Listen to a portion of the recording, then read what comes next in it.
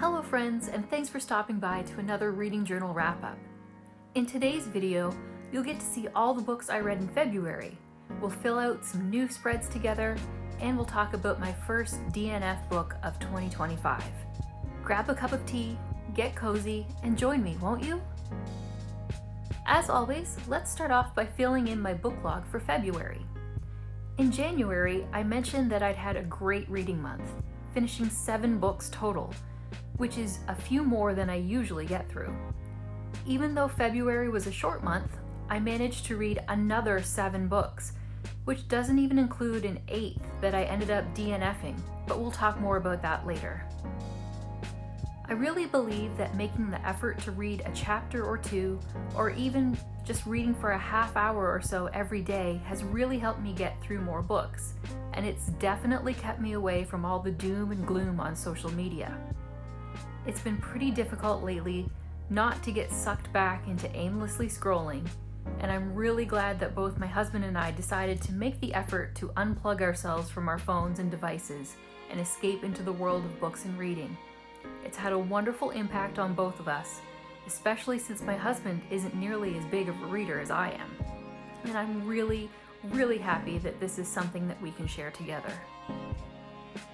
The books I read this month include the following: None of This Is True, Onyx Storm, What Moves the Dead, What Feasts at Night, Ash and Roses, Atonement, and The Wife Upstairs.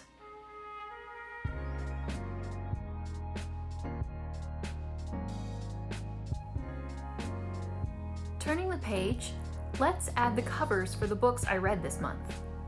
This is one of my favorite parts of this journal, and I really love seeing the visual representation of everything that I read and all the beautiful, unique covers.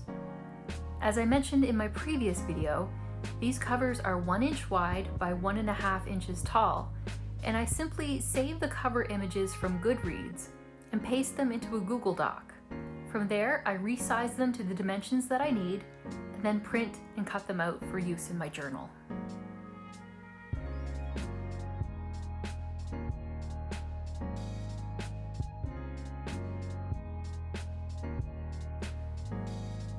Next, let's add in the book of the month for February. Similar to January, I had a tie between 2 5-star books: None of This Is True by Lisa Jewell and Atonement by Ian McEwan. Both of these books were incredible, but the clear winner for me was None of This Is True, based partly on the fact that Atonement was a reread and one of my personal favorite books. As much as I'd love to give it the top spot, I think that None of This Is True deserves it a little bit more as a new favorite on my bookshelf. Moving on, let's add to my yearly stats page with some new entries.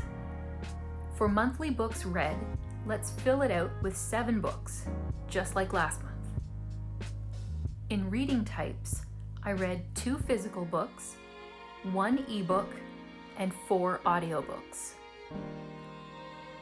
For books by the page, I read 4 books in the 1 to 200 plus pages column, 1 in the 300s, 1 in the 400s, and lastly 1 in the 500s. I read some new genres this month, so for this next graph, we'll add 2 to the horror column, 1 in historical fiction, 2 in mystery/thriller, and lastly 2 in romantasy. Finally, in When Was It Written?, something very interesting happened. Nearly all of the books I read this month were published in the 2020s, with the exception of Atonement, which was published in 2001. So we'll add 1 to the 2000s column and a whopping 6 to the 2020s column. Even though we're only 2 months into 2025, this 2-page spread is already starting to get very interesting. I really can't wait to see how it plays out over the coming months. Let's fill out my monthly spread for February next. Let's start off by adding the total books read and total pages read. You can see that I already cut the circle in half, just like last time, to accommodate for the pages read stat. Next, we'll add in the best and worst books of the month. You already know that the best book was None of This Is True, but I ended up debating with myself about what the worst book should be. Earlier, I mentioned that I DNF'd my first book for this year. That book was called Tiger's Curse, and it was honestly really, really bad.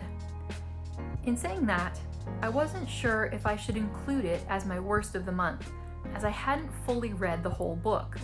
I stopped reading around 100 pages in, or a quarter of the way through. The next lowest ranking book was What Moves the Dead by T. Kingfisher. And after careful consideration, I decided that What Moves the Dead didn't deserve the monthly spot because Tiger's Curse was just so much worse. So I guess moving forward, anything that I DNF will automatically get the worst spot in whatever month it's read. Moving on, I'll add in all of the books read this month with the finished date, total number of pages, and the rating. Because I have just enough space, I'm going to include Tiger's Curse here and make sure to label it as a DNF along with its rating. Lastly, I'm going to dot in my little mini calendar with the colors that correspond to the genre of books I read on the dates that I finished reading them. I prefer to write out my monthly reflections when I have a bit of quiet time to look back and contemplate everything that happened in the month, so I'm going to leave it blank for now. Now that we've finished our monthly spread, let's go back to the beginning of my journal because we're about to do something exciting. I've completed one of my reading goals for 2025. On my reading goals page, I get to check off read 5 physical books. I'm really happy that I get to do this because reading more physical books was something I wanted to do more of this year, and it's hard to believe I've finished this goal so quickly. As an extra stretch goal, I'm going to add read 10 physical books to the spread.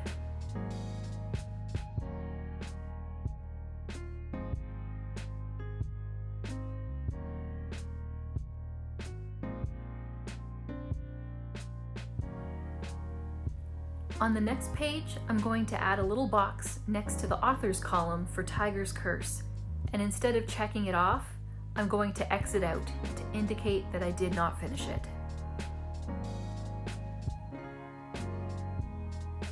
Flipping the page brings us to my recommended reads spread. This month I read Caitlin's suggestion, What Moves the Dead.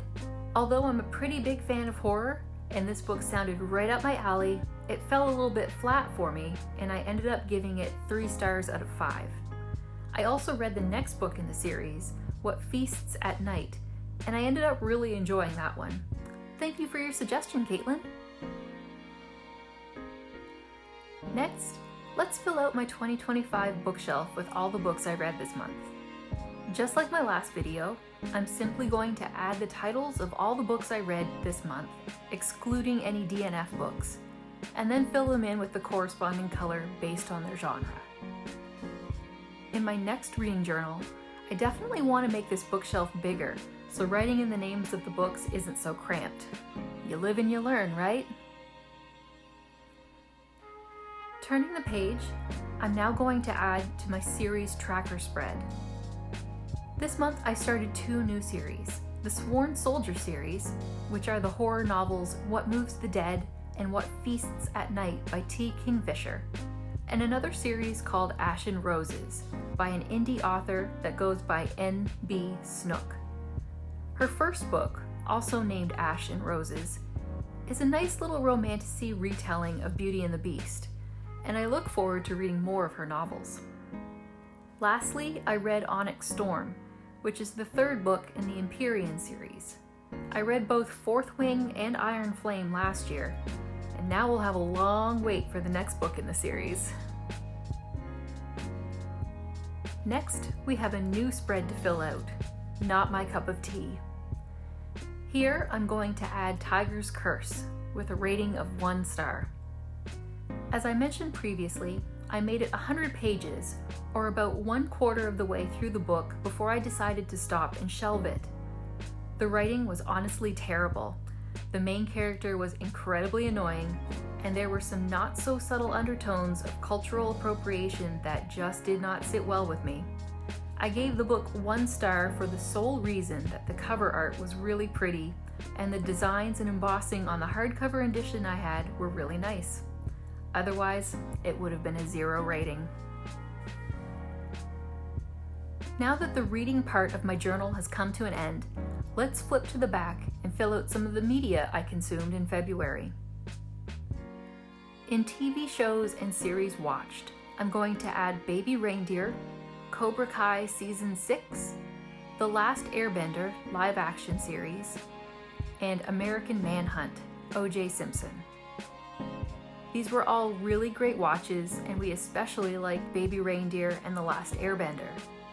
As fans of the original Avatar franchise, we felt that the live-action adaptation followed pretty closely to the animated version, and it left us wanting to watch more. Those both got 5 out of 5 ratings, while the other 2 received close marks of 4.5 out of 5. While we were sad to see Cobra Kai come to an end, it was a really fun, nostalgic ride that I'm sure we'll revisit again at a later date. Flipping to the movies watched page, I'm adding Damsel and Atonement. Damsel was a fun but predictable fantasy movie that gets 3.5 stars. And of course I had to watch Atonement after I finished reading the book. The movie was a very faithful adaptation and brought a lot of the raw emotion and incredible imagery from the book to life. Definitely a 5-star watch. And I'm going to cheat a little bit and also add The Lord of the Rings, The Fellowship of the Ring, The Two Towers, and Return of the King. Although we watched all of the Lord of the Rings movies in a 3-day marathon over the first few days of March, I wanted to add them in now instead of waiting until the March recap. And of course we watched the extended editions. We did this marathon after my husband completed his full read of the 3 books, finishing in the last week of February. It was his first time reading Lord of the Rings after being a casual fan of the movies, and he really, really loved the books. After all this time, the original trilogy still holds up, and it was so much fun getting to watch them all back to back and really immerse ourselves in the land of Middle-earth. I couldn't be more proud of him for meeting one of his reading goals for the year. Lastly, I'm going to add to 2 spreads I haven't touched yet: Music to My Ears and Games of 2025. Music has always been a big part of my life, and when I'm not reading audiobooks, then I'm usually immersed in a curated playlist or listening to some of my favorite artists. One of those favorite artists, and a fairly recent addition, is Sleep Token. I really love their music and how their songs speak to you on a very emotional level. Lately, I've been listening a lot to their album titled Take Me Back to Eden, but I'm also going to include my favorite songs: Hypnosis, Chokehold, Are You Really Okay, Rain, and Euclid to my spread. If you enjoy haunting melodies, deep lyrics, and heavy percussion, I highly suggest you check out Sleep Token. And finally, for games played, I'm going to add Animal Crossing, New Horizons, Happy Home Paradise, and Pokemon Violet to my spread. I absolutely adore both of these games. Animal Crossing played a huge role in my life back at the start of the pandemic in 2020, and I really love that it gives me the creative freedom to customize my island the way that I want. Additionally, I've wanted to catch them all since I was a little kid, playing Pokemon Red and Blue, and the newest game has let me become the Pokemon master I always wanted to be. If you play either of these games, who is your favorite villager, and what's your favorite Pokemon? Let me know in the comments.